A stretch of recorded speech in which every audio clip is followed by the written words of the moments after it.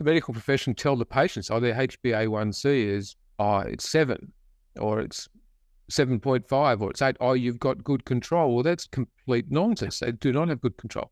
We know, and HbA1c is a measure of blood glucose control over the previous few months based on the glycation of the red blood cells in the body, but it's called the HbA1c, as you know. And you're diagnosed at a HbA1c of 6.5 that you've got diabetes. Well, I sort of jokingly say, what happens at 6.499?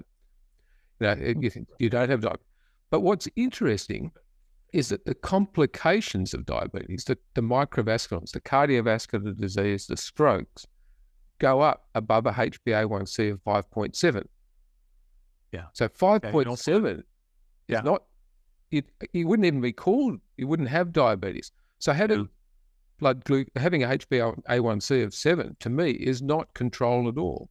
Having HbA1c of 6.5 is not control. 6 isn't control.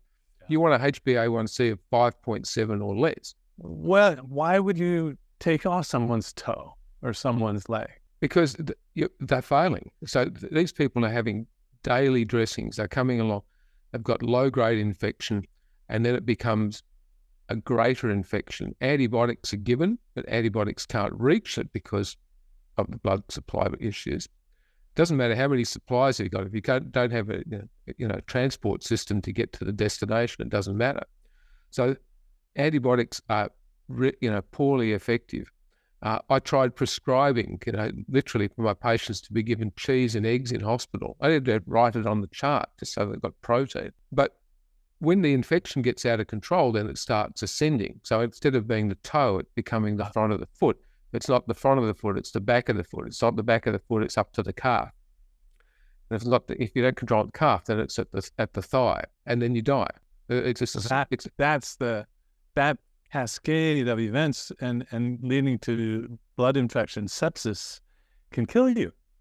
So basically, not can kill you. It does. So you're saving the life of someone by taking off their toe or their leg.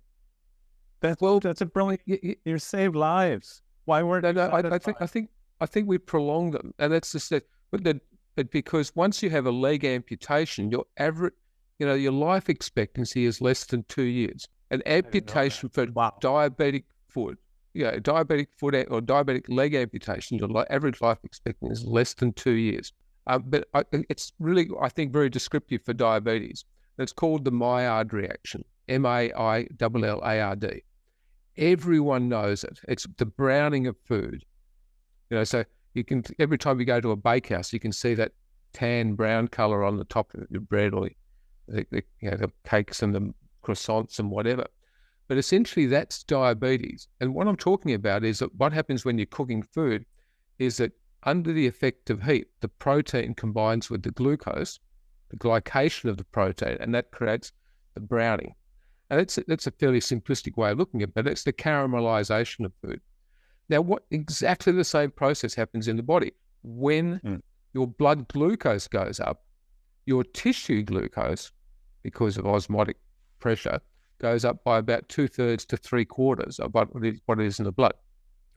And under the effect of body heat, that glucose in the tissue combines with the protein in the tissue, and you get the Maillard reaction.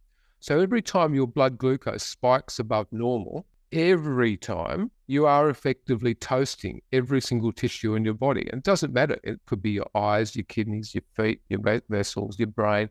Every single corner of the body is affected by the Maillard reaction. And I've pointed that out to endocrinologists, and they've gone, hadn't thought about it like that. And I said, well, start thinking about it like that and start describing it like that. Because until you get blood glucose control and a steady state, then you have got no chance of turning this person's diabetes around, and certainly no chance of turning their complications around.